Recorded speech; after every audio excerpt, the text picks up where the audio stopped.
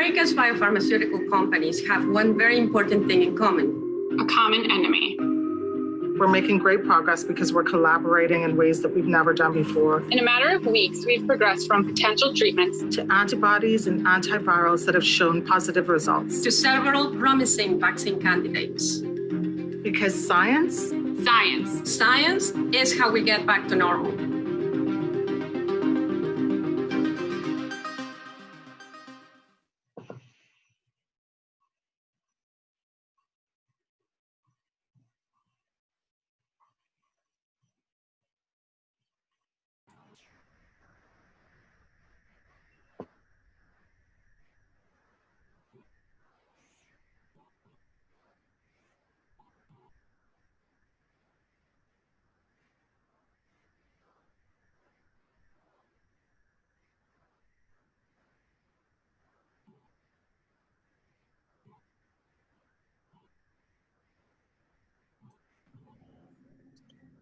Good morning. Can you hear me? Hear you loud and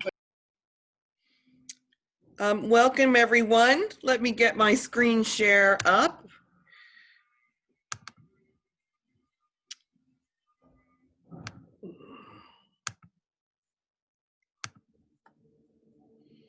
Can you see my screen? Yep. Great. Good morning, everyone. Thank you so much for being a part of this most unusual NMQF Summit. We wish we could be in person together on this beautiful October day here in the Washington, D.C. area, but nonetheless, we can continue our work together to promote health and equity, as the slide says, and we'll be focusing on diabetes, flu, and COVID. I am asking that you all put any questions in the Q&A box. That's where we will look to engage and respond to you. I want to thank some folks before we get into it. Naomi Oladibe is the program manager for our SHC projects. Angie Bricko has been a stalwart and creative and dedicated partner at Sanofi in terms of helping to promote health and equity. Kellyanne Collins and her team at Vault Lab have really been doing outstanding work in terms of communication support. And then you see our supporters for the various programs we'll discuss. I want to introduce the panelists to you, and they will actually be speaking in this order. The first panelist after my introductory comments is a man who needs no introduction, Dr. Puckrein, who is the founder and president of the National Minority Quality Forum. Another man who needs no introduction is Dr. Keith Ferdinand. He's from the Tulane University School of Medicine and is an amazing cardiologist who has worked diligently for so many years to promote good health outcomes for people of color and people suffering cardiometabolic disease. Rashida Ferdinand is an amazing person who founded Sankofa Community Development Corporation, which meets the needs, the social determinant needs, if you will, in New Orleans in the lower Ninth Ward. And it's been an honor to work with her. Similarly, Dr. Nuss, who is with LSU's Public Health School, has been working with us to evaluate the impact of our program, and we really appreciate his support. Last but not least is Helen Arteaga Lavandaverde, an amazing woman who founded a federally qualified health center in Corona, New York, and a place that was one of the hardest hit early on by the coronavirus, and is so dedicated to serving her diverse community. It's an honor to be in the company of all of you, and I thank you. So thank you. So we're going to tell you a story about the need, the science, and the efforts to promote health in diverse and underserved communities, especially as it concerns diabetes, flu vaccine, and COVID-19. But most importantly, we want you to become a part of the story. I didn't really introduce myself. I'm the president of the Center for Sustainable Healthcare Quality and Equity, SHC, brought in by Gary 3 years ago to really translate the massive amounts of data he has collected over the years into something actionable so as to promote sustainable, healthy communities. That's what SHC is all about. And what we'd like you to do, or consider yourself invited to join us in creating a nationwide network of clinicians and community leaders to promote sustainable health in diverse and underserved communities. We have been putting together, in addition to programs and research, tools that can help you implement change if you're a clinician or a health leader or a community leader. Drive, demonstrating real improvement in value and equity. I'll share the link with you in a moment. What are the things we do? Research, identifying need. So we recently published an analysis of Medicare fee-for-service data showing how significant the disparities were between people of color and whites in terms of receiving a flu vaccine, especially high-dose flu vaccine that you see here on your right. This is the disparity in a Medicare program. So this is a public program. We publish. We think it's important to communicate results. For example, we promoted in a publication the absolute unacceptable gap in influenza vaccine coverage and how we needed to use evidence-based, community-centered strategies to remedy it. We recently surveyed members of our network. At the time, this was in April, we had 40-some members. Now we're up to 70, about COVID-19 impact. And I would just highlight for you that the #1 issue that was expressed was the need for help in communicating with patients. I think that the people who are in underserved communities are so dedicated to their patients. What else do we do? Help you change your practice. Helen has been part of this program. That's a big, long slide, and I'm not going to go through the details. I just want to share with you that we've worked with a diverse group of practices of all kinds, and they were all able to increase flu vaccination rates, even if they started in January. And it was really through team-based training, really engaging the medical assistants and nurses on making a strong recommendation and looking at their data. There was some healthy competition as well. See which pod of clinicians would get the highest rate, and acknowledgement of those champions. And their work was sustained over the next year, because once you really commit and become part of Drive and a sense of applying quality improvement to health equity, you create a different culture in your practice. So in the face of COVID-19, to continue our efforts in quality improvement, it's on all hands on deck. So what can be done now? Forgive me for popping up some of these boxes here.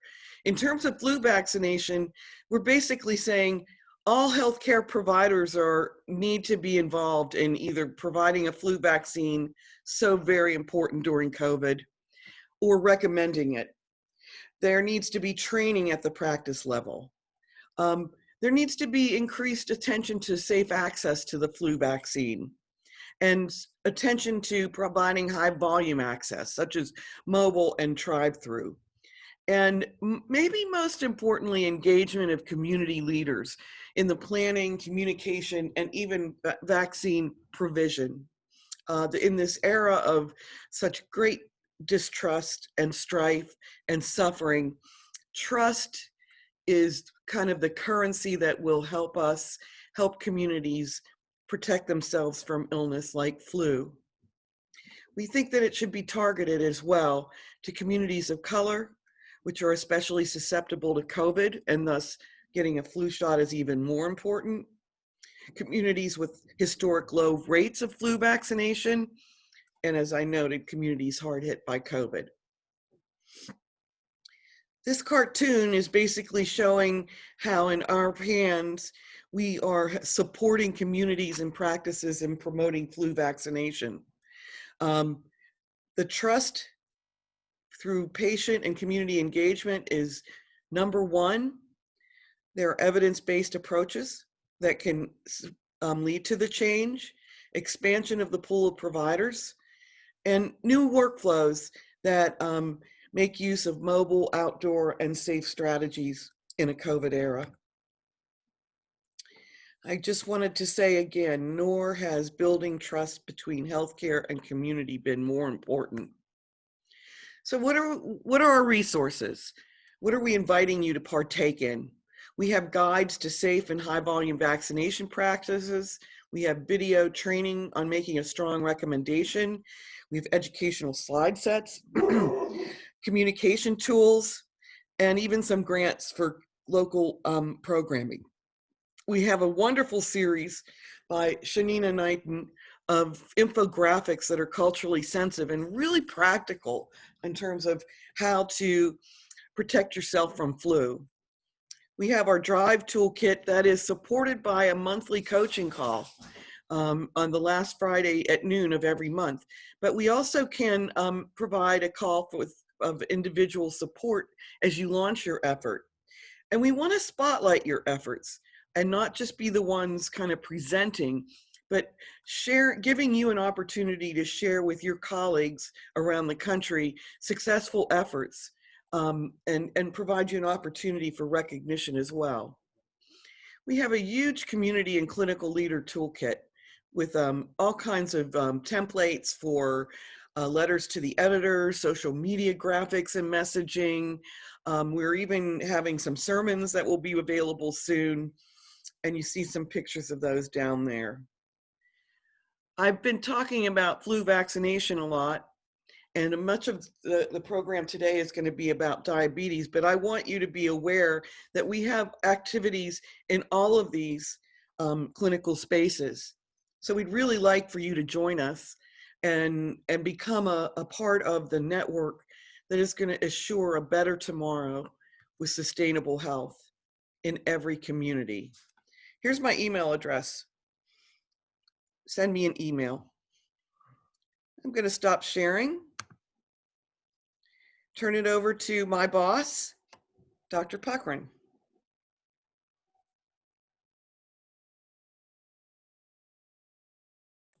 Okay, Dr. Puckrein, you're on mute. Thank you. So let me share my screen. So National Minority Healthcare, we've been collecting health data now for about 20 years. We have a database of over 5 billion patient records. We collect data on about 130 million lives a year. In working through all of that data all of these years, one of the things that I've walked away with is the difference between managing financial risk and managing patient risk. A lot of our healthcare system is focused on managing financial risk. If you look at the programs that come out of Medicare, pay for performance, CMMI, value-based purchasing, they're all about managing financial risk. The presumption is that they are also having an impact on patient risk. But what I want to talk to you about and show you today is the difference between managing financial risk and managing patient risk by focusing on diabetes in the Medicare fee-for-service program. So one of the things that we did was we took all of the Medicare fee-for-service beneficiaries and we put them into 5 buckets based on how much Medicare is spent on them in 1 year, exclusive of prescription drugs. This is actually some work that we published back in 2007. And this model has not changed. In 2007, we were looking at the data of 2000 to 2006, but 20 years later, it hasn't, the model hasn't changed. And so what we see at the top of the pyramid, we call them crisis consumers. Medicare is spending about $160 a year, $160,000 a year on their care. And then below them are heavy consumers. So between crisis and heavy consumers, they're roughly about 17% of all Medicare beneficiaries, and Medicare is spending 71% of, 71% of all of the dollars spent on diabetes care in the Medicare fee-for-service program is spent on these two clusters of patients. And what they're spending it on is hospitalizations. I'll talk to you a little bit more about hospitalizations in a moment. Down at the bottom of the pyramid are low consumers. Medicare is spending roughly, on average, about $1,000 a year on their care. So you've got about half of that low consumer group who Medicare is spending less than $1,000 a year in their care.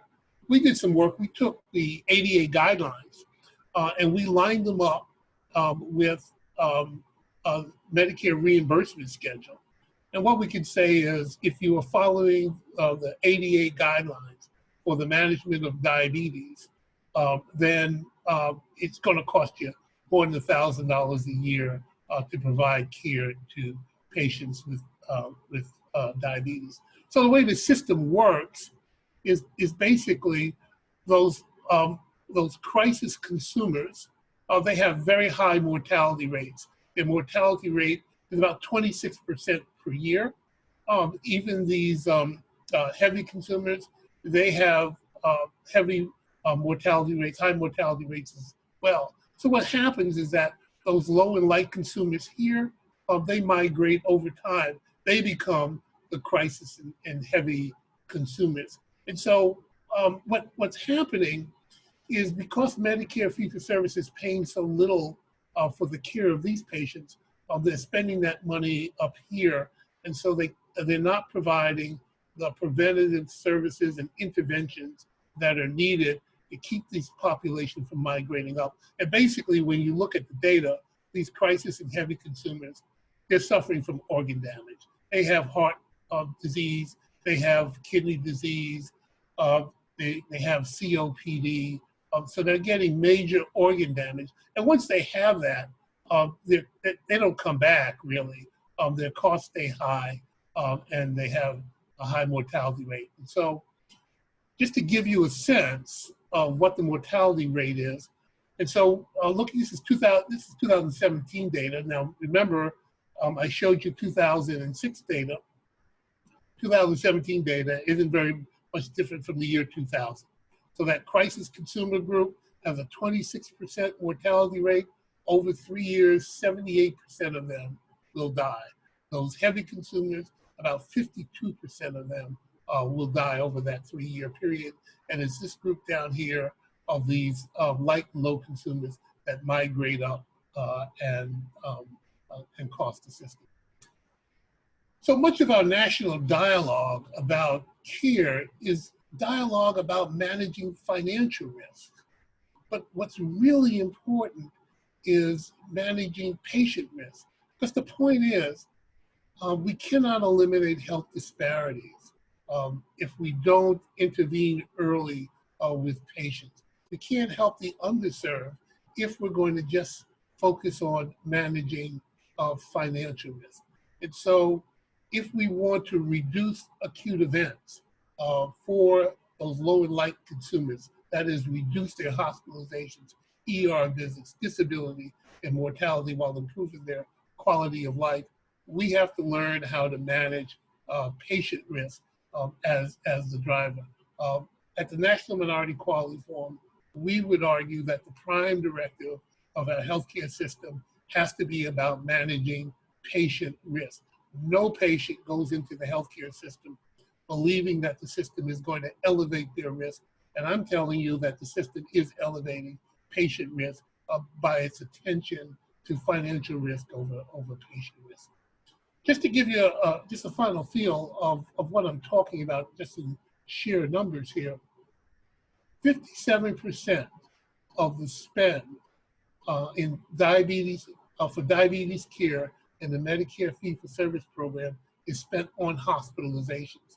And we think a lot of those hospitalizations can be avoided. These are hospitalizations and emergency room visits, sorry. We think that those hospitalizations and emergency room visits can be avoided if we applied appropriate care. So one of the things that we'd love for you to focus on, we'd love to collaborate with you on, is this whole idea of managing patient risk, because we believe that it's highly predictive, that we can create models and predict patient risk and then try to intervene before they become those crisis and heavy consumers who have organ damage with high mortality rates. Thank you.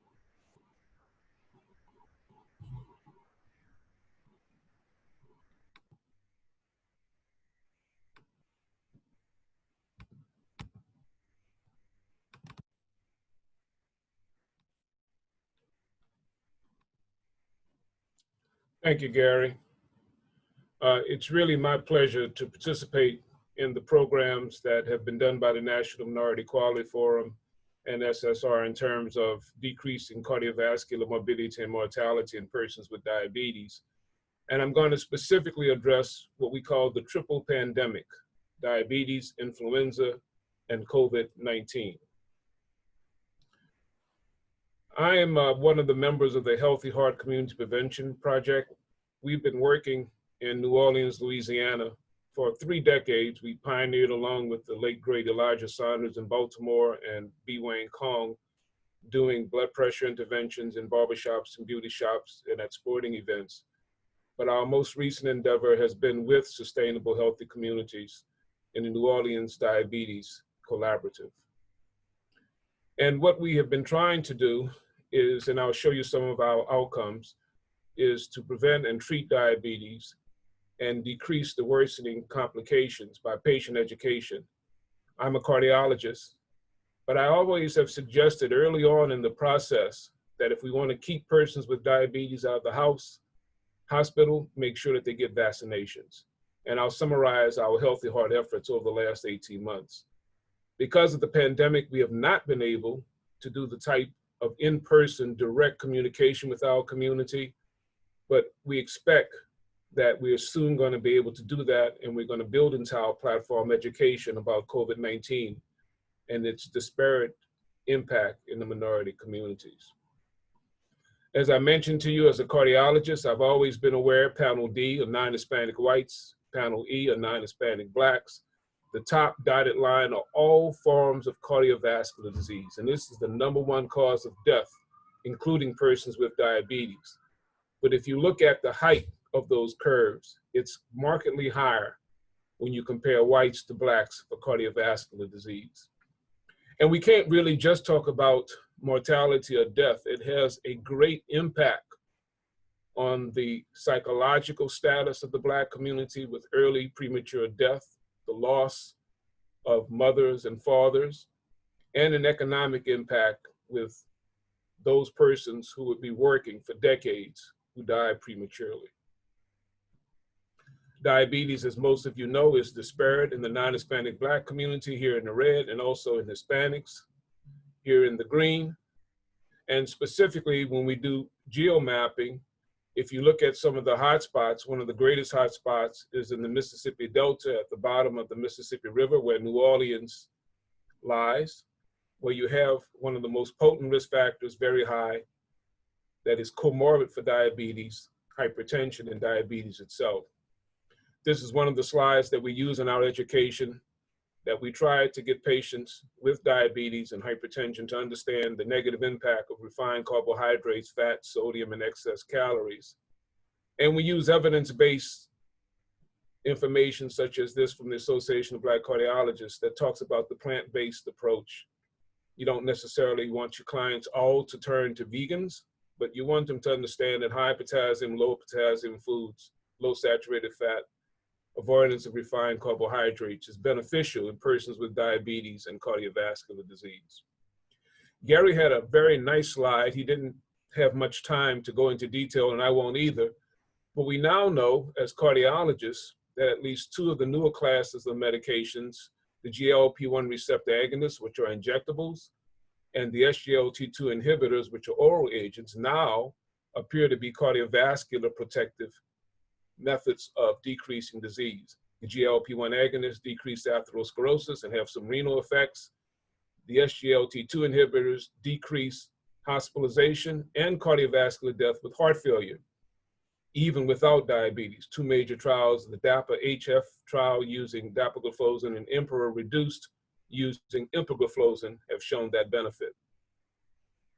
Also early in the process, I said if we want to keep persons with diabetes from having early death and keep them out of the hospital, we need to make sure they get flu shots. And I think it was a little bit off the talking points when I first was pushing this, but I thought it was important for us to recognize the impact of flu and its complications in persons who are 65 years and older, and persons who have certain conditions, including diabetes, heart disease, asthma, clotting disorders such as sickle cell, chronic kidney disease, autoimmune disease, extreme obesity. All of these are disparate in the Black community, and all of these would lead us, if we want to help people live longer and better lives, to look at influenza vaccination as a pathway to better health.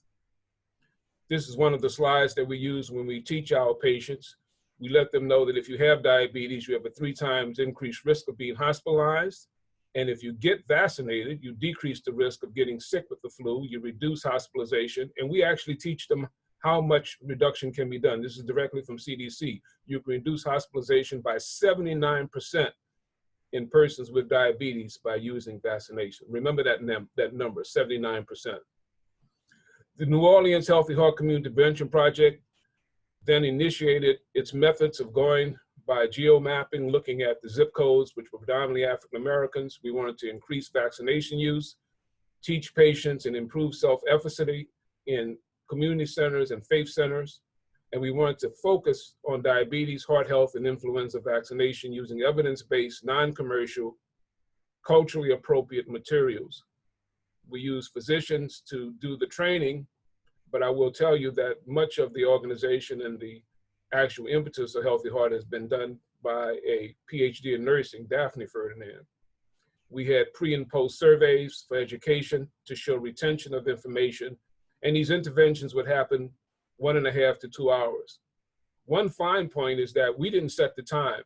We would do it on weekdays, during the day, late in the evening, weekends, whenever our community centers and our faith centers wanted us to be available to have these sessions. Here are some of the data. You'll note that when you look at the collection of the 2018-2019 data, almost 40% of the persons were positive for having diabetes, a very high rate in the New Orleans community. These are some other data, 2019-2020. You note the sample sizes are somewhat smaller because the pandemic hit New Orleans in March of 2020. February 25th, 2020 was Mardi Gras. I was out there in the street with others, and we had our first case of COVID-19 in March, and we were a hotspot thereafter. But you again see high rates, disproportionate rates of diabetes in the New Orleans community. Here are some of the questions. We actually teach our patients to break through this idea that there's this group of numbers and Latin sounding words that you can't understand because it's the province of the doctor. We want our patients to understand. For instance, understand that if your glucose is 126 or above on 2 occasions, that's diabetes.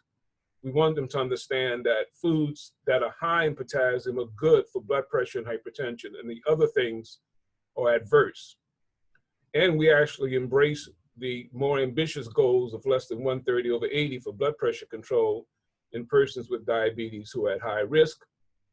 And remember that number, 79% from the CDC data, we actually tell our patients that if you get vaccinated and you have diabetes, you can markedly reduce your risk of being hospitalized, and actually want them to know that number. And then finally, remember I discussed those patients who are higher risk. Most of the patients that we were speaking to were higher risk, the volunteers, the community members, and we wanted them to recognize you are high risk from getting complications of the flu. So the answer was all of the above. This is the type of learning in the post-test that took place, knowing the numbers for diabetes, that you need more potassium, that more ambitious blood pressure reduction may be beneficial, and knowing that most of you are going to be high risk. Here are some pictures of the type of things. This is a community center in the lower 9th Ward where Rashida is going to follow and talk about Sankofa. I'm a child of this neighborhood, and we directly go to the seniors and talk to them about these, what we consider somewhat advanced concepts, but I think are life-saving concepts. This is Franklin Avenue Baptist Church, a large church. This is one of their community center rooms in which we directly talk to our community about risk. And we pioneer the concept of doing flu vaccines on site while we're doing the education. And this is going to be done with commercial pharmacies from the area. All right, let me transmit my conversation now to COVID-19. Again, we have not been able to directly talk to our community as we would like about COVID-19, but we expect that we're going to do that very shortly. As you know, it's mainly a respiratory virus, but it does have effects on the heart and the vasculature. In fact, we're now getting more data that patients have heart failure, myocarditis, inflammatory vasculitis, and even strokes. And we've seen this in younger persons with COVID-19. One of the things that we also recognize that when you look at Black or African Americans, this is directly from the CDC, in terms of cases, 2.6 times higher, hospitalization, 4.7 times higher, and death, 2.1% higher. And similar, we see these type of findings in the Hispanic Latinx community. One of the things that is often said, well, why do you see in this minority community more hospitalization, more death from COVID-19? Perhaps it's something genetic. No, it's not. The underlying conditions that cause cardiovascular disease are the same underlying conditions that makes the person more likely to be hospitalized and die from COVID-19: hypertension, obesity, chronic lung disease, diabetes. And if you look at the age range, whereas hypertension is very common in the older population, you see in the younger population, in the gold and in the blue, diabetes and obesity. So in New Orleans, for instance, we see patients who are hospitalized who are in their 30s and 40s who have diabetes and obesity who have COVID-19 with an increase in mortality. This is a quote that I offered to the National Geographic. They called and they said, you know, what's going on down there? Why do you see this high risk in African Americans for hospitalization and death from COVID-19? And the quote that I gave was that it was a mixture of difficulties faced by African Americans that compound or extend the burden of the coronavirus risk. The pandemic didn't just cause these disparities, it unmasked them. It showed to the country that these disparities in cardiovascular risk, diabetes, obesity, hypertension that have been going on for decades now compound COVID-19 hospitalization and mortality. And that's the message we're going to take to our community when we're able to do some more in-person community education. And working in what are called essential jobs, where you can't work from home, increases your risk for COVID-19. Construction work, transit work. Similar to what's seen in New York City, we saw that in New Orleans. Those persons are more likely to get infected, more likely to be hospitalized, and more likely to have an increased death, and they're disproportionate minorities who work in those sectors. This is directly from the CDC website, and I agree with it, that some of the findings in COVID-19 are also a reflection of discrimination, health access and utilization. I mentioned occupation, education incomes, wealth gaps, multi-generational housing where you can't space out, you can't get social distancing, even if you've been infected within the home. And even the mitigation methods themselves, where we try to bury some of the risk of COVID-19, has an unintentional harm with lost wages, reduced access to services, increased stress, And this is going to be hiring persons who don't have disposable income. This is an editorial that I wrote with one of my colleagues in the Journal of American College of Cardiology, and I stood up at night trying to figure out what I'm going to call this COVID-19 mortality. And what came to me was that it's a sentinel event. In hospitals, the Joint National Committee, when they see in your hospital that you have people who have retained objects after surgery, retained sponges, you have patients who've fallen out of the bed and broken their hips, they call those sentinel events. And they want to look at that hospital very closely because of these serious physical and psychological injuries. Well, similarly, I think the disparate African-American COVID-19 mortality reflects longstanding, unacceptable U.S. racial, ethnic, and socioeconomic cardiovascular inequities. And COVID-19 then unmasks the system's failures, which have been longstanding, that need to be caught and mitigated. Here's some of the steps that I have suggested. These are my own personal recommendations. That one of the boxes at the top, test beyond symptomatic persons. To wait until people are symptomatic is too late because they've already become vectors. They've already started to spread.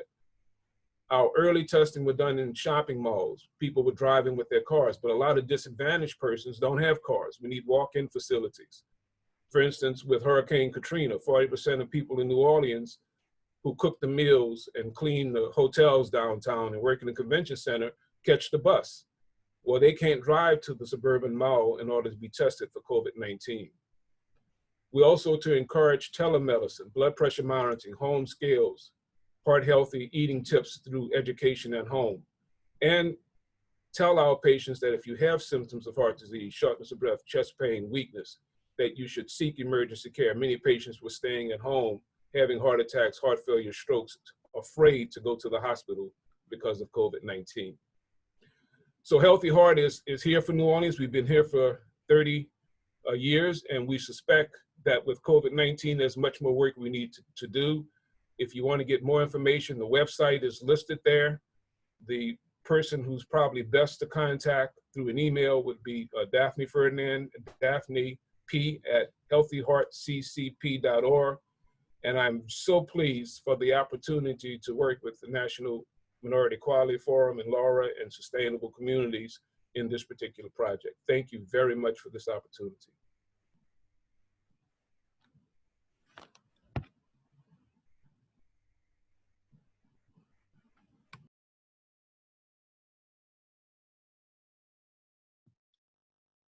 Rashida, I believe that you're next on our agenda.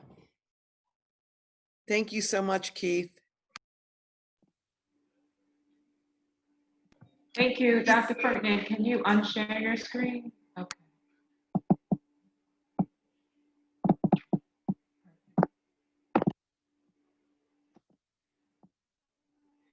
Great.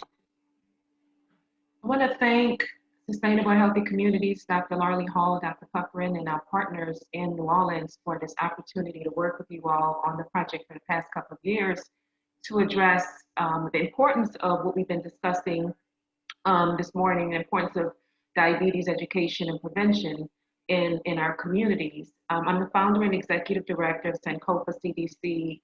Sankofa is a Akan word from West Africa that means go back to the past to build for the future. And we adopted this concept when we founded the organization in 2008. A number of our projects addressed community-led health prevention work through capital projects as well as direct health interventions and educational programs. The project that we worked on for this cohort was a peer-led diabetes and CDC prevention education program. And so I'm just going to speak a little bit about the work we've been doing for the past couple of years around that program and its impact in the community. A main part of this program is community health ambassadors, the three components. The community health ambassador component is critical to this program. It enables us to have this peer-led, discussion-centered approach to cardiovascular disease and type 2 diabetes prevention. The community health ambassadors come from the community in which they're serving and teaching participants, and so they're able to really support participants' empowerment to understand their health status and encourage them to know their health status. And they're recruited from the neighborhood as well as health systems. So we may partner with different healthcare clinics and providers, as well as going into the community spaces where these health ambassadors live, work, such as their churches, their schools, their neighborhood centers.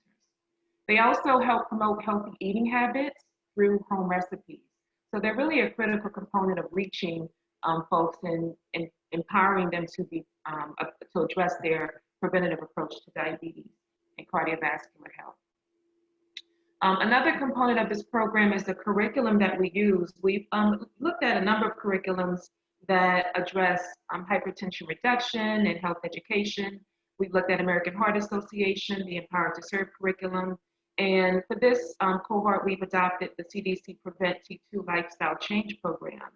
And this program, as well as adopting that program, we've also adapted it to really meet the needs of our community, because it's a template that is used all over the country by different groups. But we knew that including these healthy cooking classes were really important. This is what people wanted to know, and just address how we can transition some of these recipes into diabetes-friendly and recipes with less sugar and also less salt. We also included self-monitoring of blood pressure with glucose testing with our partners from Xavier University College of Pharmacy, and continue to include that integral lifestyle coaching and diabetes prevention education. Something else that we included in the program were veggie dollars. We operate a fresh market, and one of our capital projects is actually the development of this market from an open air produce stand into a 3,500 square foot building, which I'm going to share with you at the end of the presentation. But participants receive vouchers for being a part of this program, which they can redeem for fresh produce at the market. The community health ambassador model that we have adapted starts with recruitment on a systems level and a community level. Systems level meaning we may talk to the healthcare system leaders in these healthcare systems. Community level means we go to these community-based spaces where the health ambassadors are actually leading their own programs in their community, whether they're health-centered or social-centered or faith-based.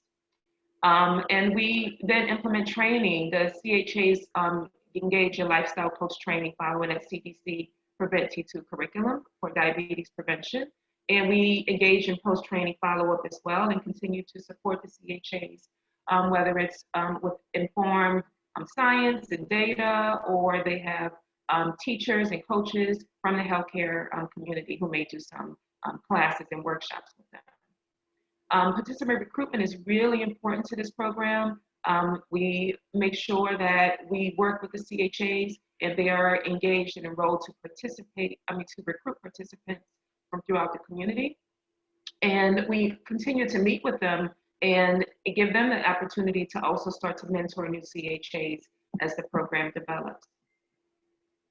This is a slide. This is Ms. Cheryl Brickley, and she's in one of the community-based settings, the community center in the Lower Ninth Ward. It's the same community center that Dr. Ferdinand mentioned in his slide. We work with 5 different spaces throughout the 70117 zip code, and she's one of our community health ambassadors teaching this class and leading the workshop.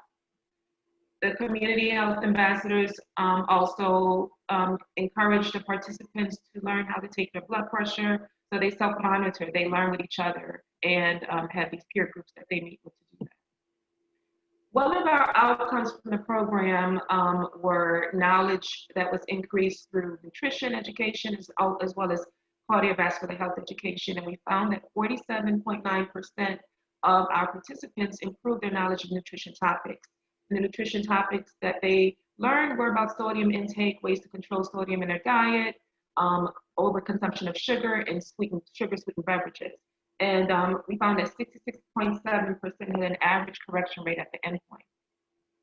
We also found that they had an increase in cardiovascular health knowledge. They were able to identify ways to control their blood pressure and decrease their risk of cardiovascular disease. 86% of our participants identified a correlation between diet and chronic disease. This was out of 119 folks who were in this cohort, and then 47.1% improved their knowledge of CVD topics. So they understood what those risk factors were, and they were able to know what it meant to have an ideal blood pressure measurement. We also evaluated the outcomes, or looked at the outcomes and impact of our program by knowing that they did face a lot of barriers, but they wanted to overcome those barriers, and they had their own testimonials that stated how they overcame them. Ms. Hampton said that she always tried to avoid fast foods and sodas, but this program really helped her realize what she thought was healthy. It has a lot of sugar and sodium in them, a lot of sugar and sodium content. So the label reading component of the nutrition education part of this program really helped her to understand it, to open up a new world for her of awareness. And she also enjoyed the group setting and the importance of working with the group and working with people who are in her peer group leading this program really was a great support to her. Ms. Truly actually lost weight. We took biometric measurements in addition to the testimonials and the direct engagement with people in the class. And she lost weight during the program. Her blood pressure decreased. And she learned as well that she can share this information. She shared what she learned with her family members, with her peers. And so there was that also that self-efficacy that was a part of this work. It was a behavior change. And that's what's important to us is to have that, we want to have those physical measurements change, is what we've been talking about during this presentation. We also want people to be really engaged and enrolled in their health and change not just their knowledge, but how they actually practice good health. Our program is located in the lower Ninth Ward area of New Orleans, Louisiana. It's once a thriving community of 40,000 plus residents, and it's been decimated and hit hard by a number of factors and barriers to health that are consistently impacting the health and wellness, mortality, weight, and quality of life of people who live in this neighborhood. So we've been actively trying to, in addition to execute these health programs, also build a system that improves a sustainable way of life for people to live and give them what they deserve.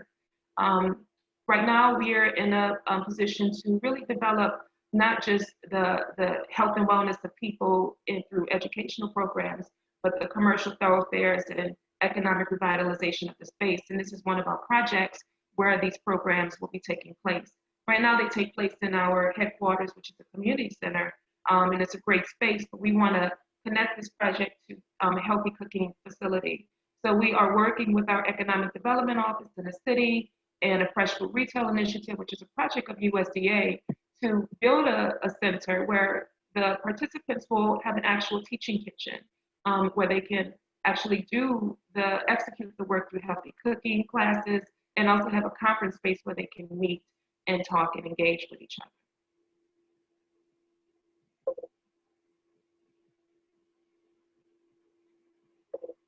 So we are really honored to have been a part of this program and work with such a wonderful team of individuals nationally and also locally with our Healthy Heart Community Prevention Project partners, LSU Healthcare Center, and the Health Sciences Center with evaluation. The information that I shared wasn't the evaluation specific for our cohort during this period of time, but it followed this work all was integrated and working in the same essence. So we are really excited about the opportunity to do this work. And if you would like more information or would like to support this work anyway, just please contact us. And our website is sankofanola.org. And we also are on Twitter. Thank you very much. Rashida, thank you so much. That was fantastic. Your work is so amazing. So let's do a little bit of the preliminary evaluation. Henry, I wonder if you would be able to share with us for a few minutes what we found. Sure. Let's make sure I'm sharing the correct screen. Hello, everyone. Good morning. My name is Henry Nuss, and I'm an associate professor at the LSU School of Public Health here in New Orleans. And I've worked with the diabetes program in looking at some measures for evaluation to show the impacts of the program in terms of health outcomes. So the main purpose of doing this evaluation was We're not seeing your screen, Henry, if you're sharing it. Let me try that one more time. Sorry, this didn't happen in our practice session. Share screen. you see it now? Yes, thank you. Okay, I'll start the presentation. Okay, so the purpose of this evaluation was to see how this program was affecting health outcomes in the disparate communities with Sankofa and Daughters of Charity. So these were high-risk communities that we looked at these data. So what we know about this particular community is that we see a higher incidence in not only the incidence, but severity of chronic diseases, including diabetes, cardiovascular disease, and overweight and obesity. So the way we did this is we collected data from 2 sites that have an established practice of providing health education and care free of charge to the community. As I mentioned before, Daughters of Charity and Sankofa. So we used a pre-post test evaluation design so that we could compare the impacts from baseline to about 6 months follow-up from the beginning of the program. So the way we measured this is we employed a tool, a measurement tool called the Patient Activation Measure, or PAM for short. It's a 13-item survey that we use to assess knowledge, skills, and abilities for an individual to self-care for their personal health, especially if they have a pre-existing condition that they're aware of. We also measured hemoglobin A1C, fasting plasma glucose, blood pressure, and body mass index. So the way the PAM works is it's based on a 100-point scale, and depending on where you fall on that scale, you're classified into one of 4 levels. So the first level is for the lowest score range, then that suggests that a person does not yet understand their role in their own health and that it's important. They fall within level 2. That suggests that the person doesn't have the confidence and the knowledge to take care of themselves health-wise. If they fall into a level 3, that suggests that the person is now starting to understand the importance and relevance of taking care of themselves, following better health behaviors, taking medication, things like that. And level 4 means that they're really in a stage of maintenance about taking care of themselves individually. They're practicing healthier behaviors, they're following medication guidelines, they're eating healthier, they're exercising, and it's a sustained effort. So we collected PAM surveys from a total of 20 individuals at baseline and 16 at follow-up, with 14 that completed both baseline and follow-up. As you can see here, that the PAM scores did increase. Because of the sample size, it wasn't a very robust analysis, but we did approach statistical significance at a p-value of 0.08. So you can see both Daughters of Charity and Sankofa had increases in their PAM scores. So that means that as a result of this program, their ability to self-care is increasing. Now, baseline and follow-up BMI values did not really change. That's not too much of a surprise because I don't think for this particular study, the focus was on weight reduction. It was focused on diabetes, but we did measure those anyway, and we didn't really see a movement here very much. However, we did see a reduction in fasting blood glucose levels. So if you look at the orange bars, that's Daughters of Charity, had a fairly significant, well, again, because of the sample size was not statistically significant, but one can argue that that is a very obvious trend of reducing from baseline to follow-up. And Sankofa actually had very good fasting blood glucose levels at baseline as well.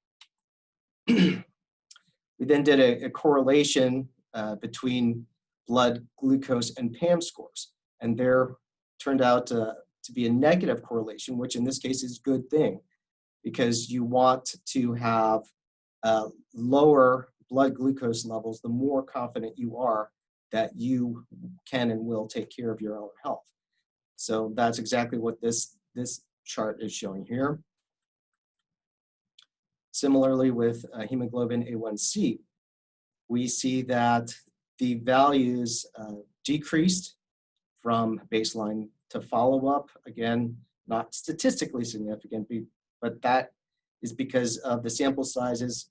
This was a pilot program. So you can imagine that if we had maybe triple the numbers, that we would see much more statistical relevance. Here's a correlation between hemoglobin A1C and PAM. Again, a negative correlation is what we like to see, and that is what happened based on the data. So a negative correlation between being more confident to take care of your own health and has the result in lowering A1C levels. Blood pressure, we saw a downward trend between systolic and diastolic.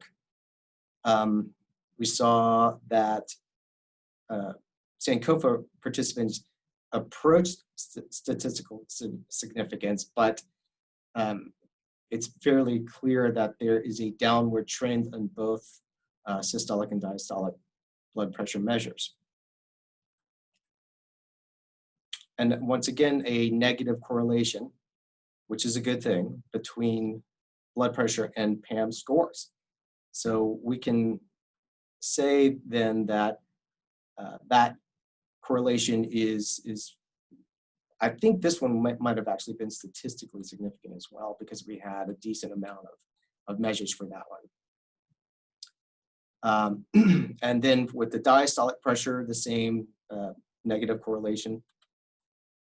So our major takeaways from this is that although baseline PAM scores were relatively high, that they did improve. Some of the particular statements that we saw improvements on are, I am confident I can figure out solutions when new situations or problems arise with my health condition, and I'm confident that I can maintain lifestyle changes like diet and exercise, even during times of stress. We also saw that the PAM measure performance tracked well with the other data elements, and noticeable improvements for blood glucose, A1C, and blood pressure, but not much of an improvement for BMI. Results were statistically hampered by small sample sizes, but the clinical relevance is very promising. I think that's it.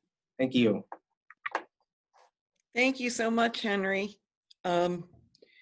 It was very exciting to see that the efforts of peer teachers like at Sankofa did empower the patients to work on improving their health.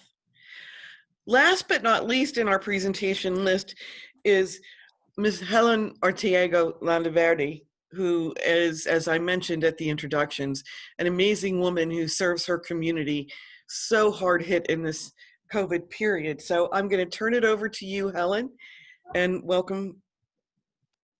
Good morning, everyone. Thank you so much for having me. I'm honored to be among all these experts, and you know, I always learn something new every time I listen to Keith, and you know, I'm super impressed by the work and the fresh stop market. If you guys can replicate that and bring it to New York, I happily will find you a place to have that here in Queens, because that's so needed.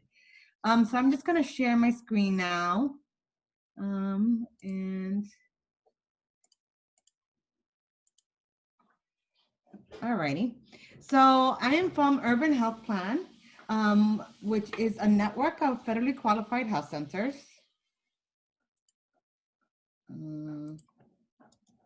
Sorry. Federally qualified health centers are basically federally health centers funded, which basically says that we see everybody regardless of the ability to pay. Urban Health Plan has sites in the South Bronx, Corona, and in Harlem. We're a total of 11 health centers. We have one Article 31. We're very excited about that to provide mental health. We have 12 school-based health clinics, both in the Bronx and Queens. And we're about 950 employees plus. All of our sites are Joint Commission accredited, and all our sites are NCQA level 3. Our area of focus, like Laura Lee was mentioning earlier, is Corona, Queens. Sadly, we were the epicenter of everything, but also pre-COVID, we were also the epicenter of high disparities of healthcare. Comorbidities like diabetes, hypertension, obesity was already hitting our community kind of really hard. Plaza del Sol is a team of 86 and 16 medical providers. Most of them, out of the 16, 11 are family practitioners. So in Queens, we like to do family visits. We opened in June 2009, and I always choke up every time I say this. We opened in 2009 with 38 patients. And now year to date, we have about 29,000 patients that we service in Plaza del Sol. We do about 59,000 visits annually. And we stayed open throughout the whole pandemic. It was basically, we were the last of the Mohicans. It was us and Elmer's Hospital that were open in our community. So I think that's a great strive and our testament to our mission.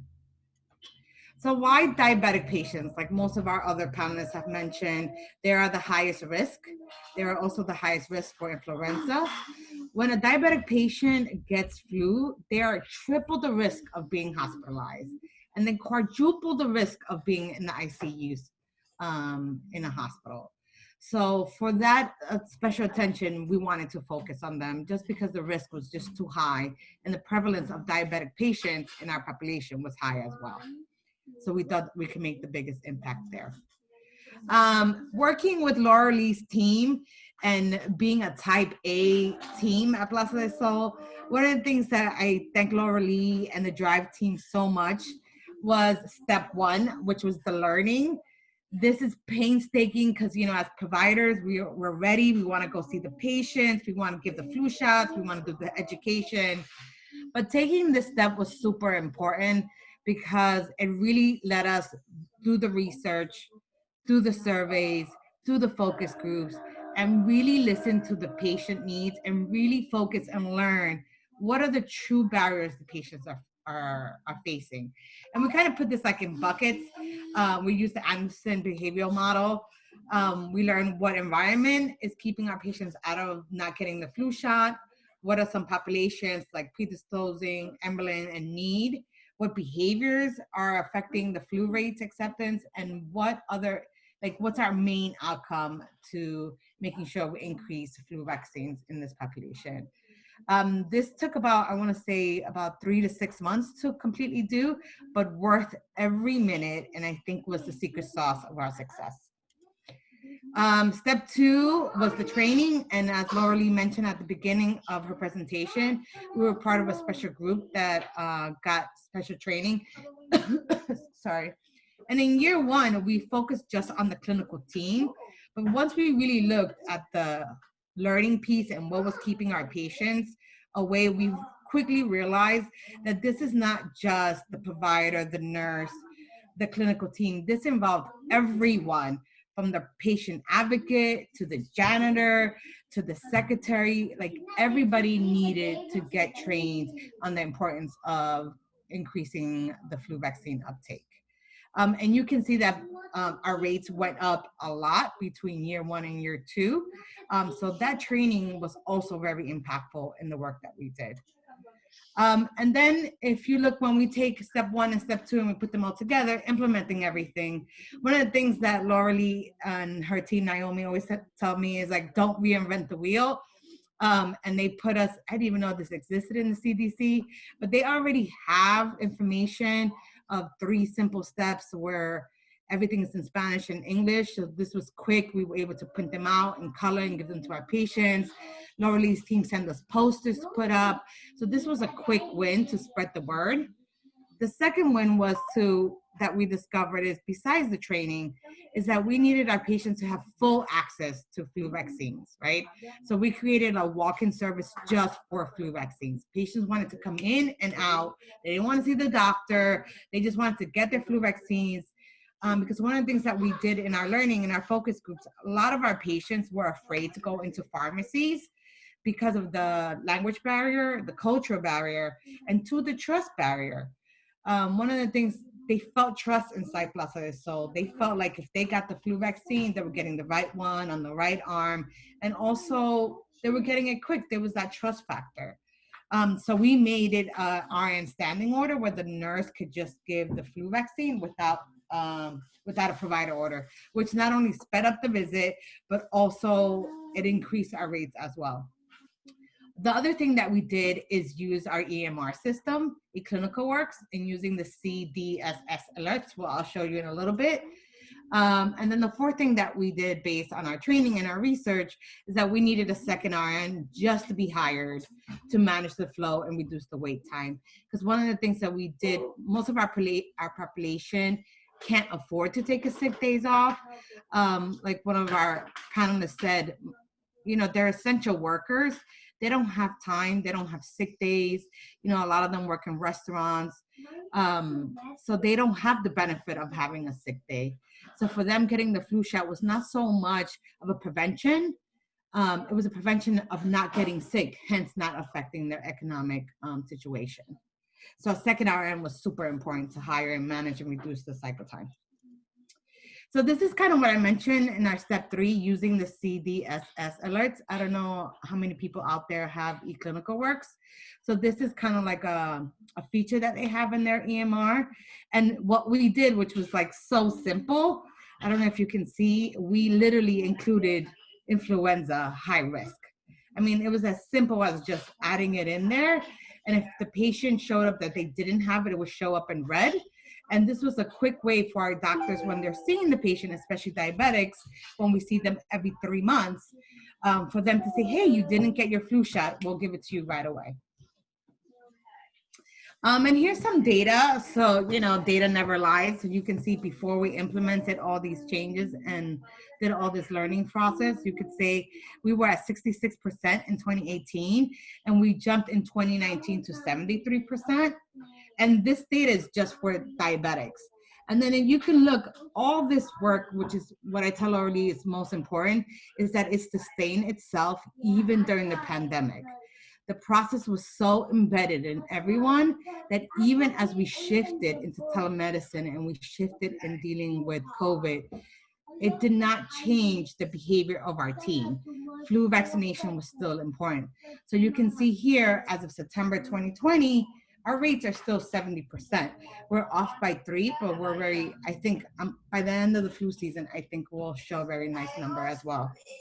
So how did this, I thought it was also important to show how it affected overall of our patients. And you can see when we include all of our adult patients over the age of 18, you can see by even just focusing on the diabetics, we actually help the overall community, kind of like one of the other panelists has said, you know, this whole natural learning of peer-to-peer and community-to-community. The diabetic patient will tell the mom who's pregnant, will tell the mom that's pregnant, will tell the grandma, you know, so that kind of sharing and learning from each other does exist. So I kind of agree with Henry about the PAMs, that patients will get more confident in how to manage their healthcare. So, and this is like proof in the pudding, right? Because while we were focused on diabetics patient, the community knowledge spread to our overall patients, and this organically went up. So you can see that as well. This is just a different view, so you can see that we were able to sustain patients overall. Even during the pandemic, you could say we stayed at 69%. So our new norm, you know, post-COVID, I'm hoping there is not a second surge, but if it is, we're ready. So what has happened to us? How have we been able to sustain the work that we've been doing pre-COVID and now post-COVID? I think like many organizations, we had to pivot and we had to get very creative and innovative how to meet our patients. But one of the things that I think went so well for us, or our secret sauce, was that learning piece, that step 1. really learning what our patients were looking for. And one of the things that we learned right away was that our patients want the flu shot fast, quick, in and out, right? Because they cannot afford a sick day. So in thinking that, and now post-COVID, what's our new norm? So our new norm is, how do we provide that service? So we created a tent outside only for flu vaccines. So this is our amazing, this is our LPNs and our amazing team that give the vaccines outside. And I have to tell you, on a daily basis, they give anywhere from because right now we're in the midst of flu season, they give anywhere from 110 vaccines to around 90 vaccines a day, just by having this tent outside. So I'm very proud of my team. I think the stuff that we've learned, we're super excited. Our next phase is to try the Drive toolbox. So we're very excited to try to do that as well in this coming season.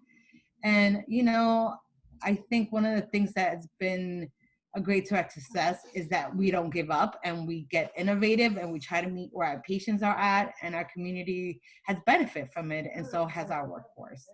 And if anybody has any questions, please email me or you can call me. Here's my cell. And, you know, thank you again for having me here and letting us share our little story with you guys. Helen, thank you so much. I can't wait to come back up to your location and see your wonderful team. We have a couple of questions in the Q&A box. I know we're at the end time, but I wanted to let you all know that the next session is going to be starting about 10 minutes late, as the moderator had a last-minute emergency. So we have a little bit extra time. So let me provide, I did see that someone noted that some of the slides weren't visible to them, and I will work with the presenters to make sure if they're comfortable to share slides with anyone who reaches out. So questions I've got on my Q&A, and please feel free to write some more Q&As if you want. Let me start with you, Dr. Ferdinand. There's a question about pneumonia vaccine in addition to flu during the COVID pandemic. Do you have any suggestions for the group? Yeah, I think in general, vaccination should be done, especially in persons with diabetes and older people. The Pneumovax vaccine has to be given in 2 doses. I highly recommend it. If you look at causes of death, conventional influenza kills anywhere from 35 to 50,000 people per year. COVID-19 is the 3rd leading cause of death right now at 210,000. If you add 50 on top of that, even if COVID-19 didn't kill another person, you're now at 260,000 people. We need to do influenza vaccine, and for those who are high risk, we need to do pneumovax vaccine on top of that. I've done them all. And I think what happens right now is that people are anti-vax. What I'm going to say now sounds odd, but you can do your own real research in validated sources. A lot of the anti-vax stuff comes from Russian bots, the same people who are confusing you in terms of your election and in terms of your politics want you to believe that vaccines are bad. Thank you very much, Keith. Another question came in for you, Dr. Puckrein, in terms of explaining the underlying factors of why patient risks are increasing, leveling to financial risks. Well, the real challenge is, of course, and I love the work that Sankofa and Dr. Ferdinand and the Health Center in New York, Helen's Health Center, because they're really talking about managing patient risk. But a lot of what's going on in our healthcare system is management of financial risk. 1 second. Yeah. Is managing financial risk. And it's really different because if you look at the way we're thinking about healthcare, at least here in Washington, the conversation is always about money. But what is not appreciated is when you deny patients access to medications and therapy and physician office visits and all of those things, you are going to elevate their risk. You are going to change their risk profile when we have the science to actually treat them better. And so a lot of the work that you're doing with your quality improvement initiatives and the advocacy work that we're doing at NMQF is really focusing on patient risk, and we're pushing back on the idea that financial risk ought to be the prime directive of our healthcare system, because what you see in the data is that we're not getting the improved outcomes that we should see over 20 years. We can do a lot better.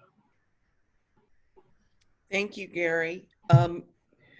I guess I'd like to ask the whole panel, if you would, in a moment or two, talk about if someone wanted to implement a program like you've done, training patients, meeting some of their needs in terms of social determinants, really making your practice meet the patient needs. What one step would you say would be good for them to take to get started? Have a Keith, direct contact with the community. I was on a call with some academics last week, and they were talking about the need to get the community involved.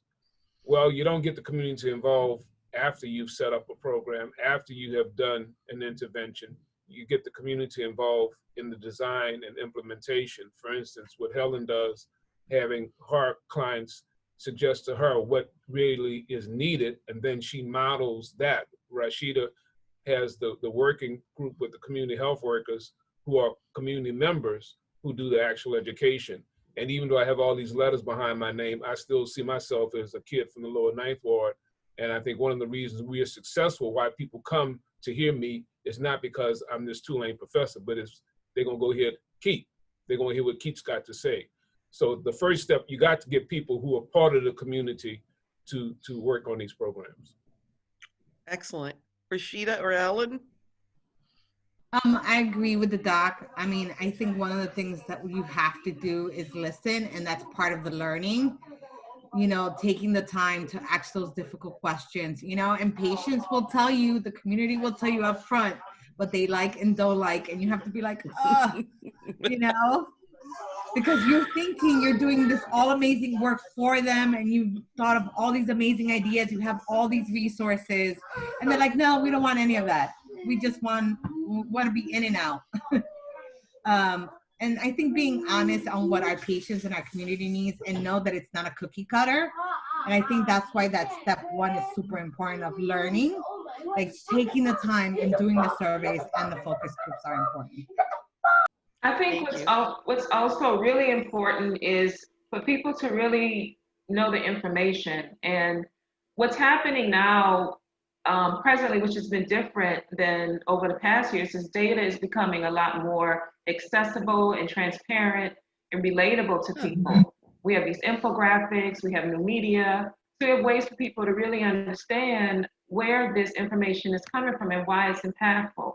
And so I was really impressed with the data that Dr. Puckrein's been collecting over these past 40 years. It's amazing, and people, you know, should see the trends and what's been happening over this period of time, and knowing what's going on with pediatricians who are really concerned about more children getting diabetes at such an early age and how that's impacting their lives. Because we just kind of move through life and we don't think about the large systematic, you know, impact of this on our lives.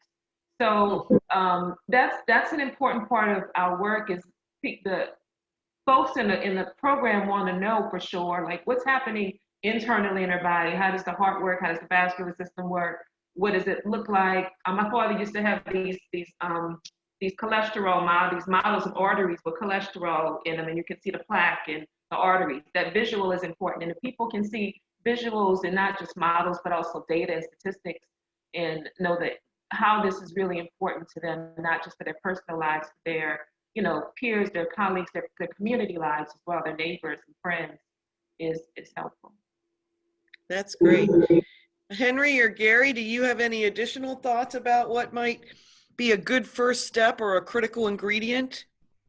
I think I would agree with Dr. Ferdinand and Helen and Rashida. Healthcare is actually a collaboration. And as part of that collaboration is the community. We get these degrees and we think we're separated from the community, but we're really not. We can't do our work without full engagement of the community, and creating that interaction so that you're translating the data into actionable bits of information that can help people change their lives. And that's what I really love about the work that you're doing, and the work that Rashida and Dr. Ferdinand and Helen are doing. They're actually in community, changing lives by taking data that sometimes is difficult and hard to understand, and packaging it in a way that can have meaning for people in everyday life. Thank you. Henry, do you have a thought? Yeah, I'll just piggyback on the back of that last comment. I think it's important is translating the data into something that is consumable, not just for researchers, but for people who live in the communities that may not understand the technical jargon, but are certainly more than competent enough to understand what's moving the needle for them in their communities. And I remember you put up a slide earlier where some individuals in the community weren't even aware that things that are labeled as healthy and nutritious aren't. If you look at the labels, and something as simple as just looking at the labels and being able to interpret the information there, it can be a very, very powerful tool in helping individuals take control of their own health. Thank you, Henry. I'm putting up my slide again because I want you all to see my email address. We really would welcome all of you to become part of this network and become peer leaders just like those you've seen today. Folks doing fantastic stuff. We'd love to support you in your work and help you have an impact on others as well. There is information in the chat box about the next session, so please take a look at that. We thank you, all of us, for your time today and your attention. So delighted to see over 100 people participating this morning. And most of all, I want to thank our colleagues who presented today. Thank you for all the important and great work that you're doing. Have a great day, everyone, and thanks again. Bye. All right.